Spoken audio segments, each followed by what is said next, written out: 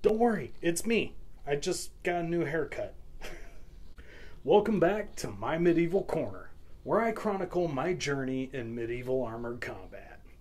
In this episode, we're going to talk about one of the most frequently asked questions and the scariest part of this whole sport. How much does it cost? I'm also going to talk about how I feel you should personally conduct yourself when you represent your team. And as always, fill your horns for the chug at the end. Let's get at it.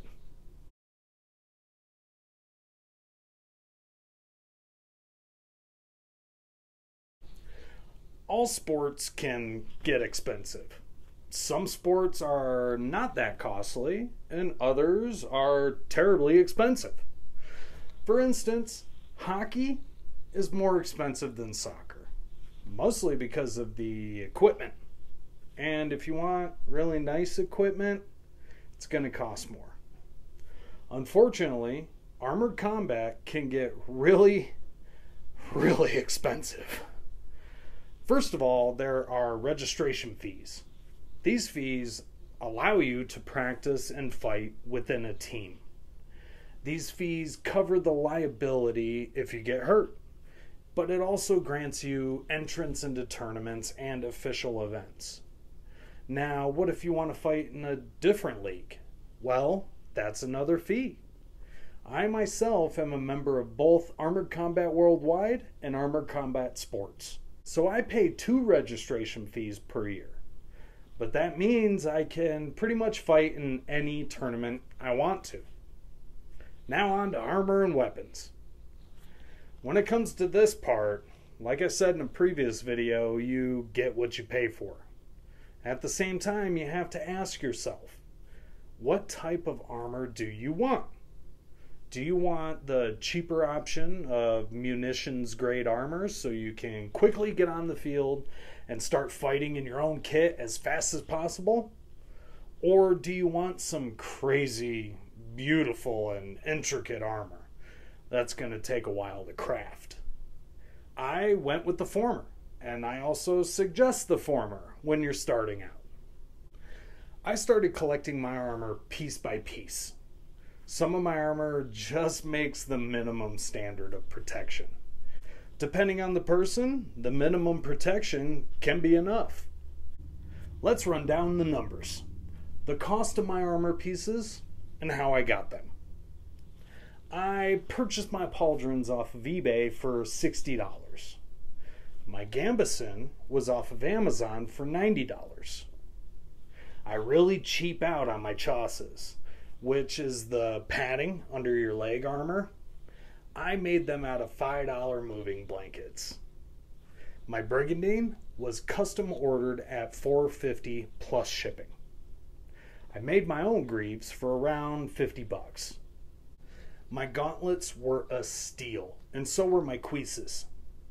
I got them from a vendor who had a great respect for our sport. My gauntlets were only $30 or $35, and my cuisses were $80. My sabatons were a gift, but the usual cost is between $100 and $300. My arms were also a gift, and those can cost $200 to $400. A third gift of armor I received are my amazing melee gauntlets that I recently saw on Etsy for $500. My helmet I bought off the same teammate for $500, which is a great price for a quality helmet. It's the one item that you really want to dump some money into because you want to protect your head. Your bones can heal, but your brain can't.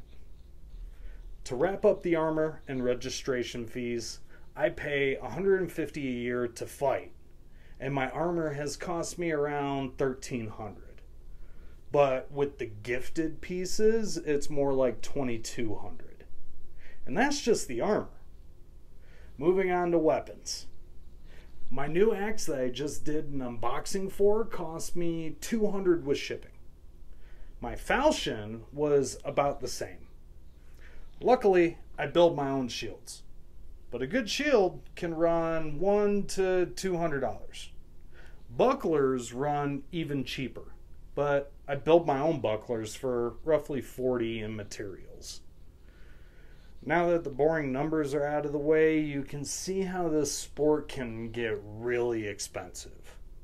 Not to mention travel, lodging costs for tournaments, gym fees to train for this sport, medical bills if you get hurt, and armor repair costs. Everything adds up quick. Money is a strange thing, and some people are better off than others. So don't break your wallet or go into crazy debt trying to jump in with both feet. Take your time. Gather it piece by piece, because I know that your team will be supportive, no matter how long it takes you or how you obtain your equipment. A final note is that we are in a scarcity with armor and weapons, because most of the best armories are over in the Ukraine. A few of these armorers are still taking orders amidst the chaos. So be sure to do your research before placing any orders.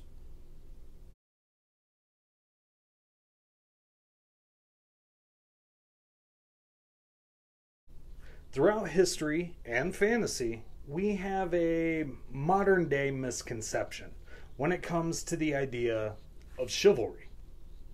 By definition, chivalry is nothing more than rules of engagement and ethics of battle. Most people today think of chivalry in a way of how we treat each other day to day, in a noble way, if you will. Politeness, romance, and a code of honor.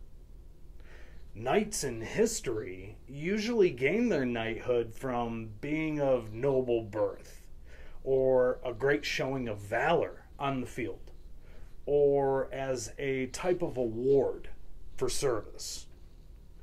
Unfortunately, none of these actually speak to the character of the person, which brings me to today's topic. Since we are modern knights, we have an opportunity to change the idea of chivalry, or at least solidify the modern idea of it. I believe that we as fighters, as athletes, as knights, have a responsibility to our sport. When doing a demonstration or a public tournament, we should conduct ourselves in the most knightly manner, with all the gallantry and pageantry that goes with it. We should embody the whole romanticized idea of what a knight is. We should be honorable towards each other, and especially towards our fans. To be real, this is a violent sport that is hard to promote because of the violence. Yes, it's gaining popularity, but much like in the UFC in its starting years, it's kind of considered a freak show, a barbaric sport with total nut jobs for their players. How did MMA make this work? Well, they cleaned up the act outside of the cage. The same goes for our sport. I believe the actions we take as armored combatants now will not only help the sport grow faster, but it will have a lasting effect over the years. Let's try to raise the standards a bit, not only for our fans, but for ourselves. To our fans, we are knights. To them, we just stepped out of a fantasy book or out of a movie. One way we can implement this is to have a core team value and hold your A-team fighters accountable to those values. I know that most fighters have already adopted this mindset, but it only takes one bad apple to spoil the barrel. In short, understand what it means to wear the armor, and that you're not just representing yourself. You're representing your team, your city, your region, and at one point even your country. At every time, the entire sport.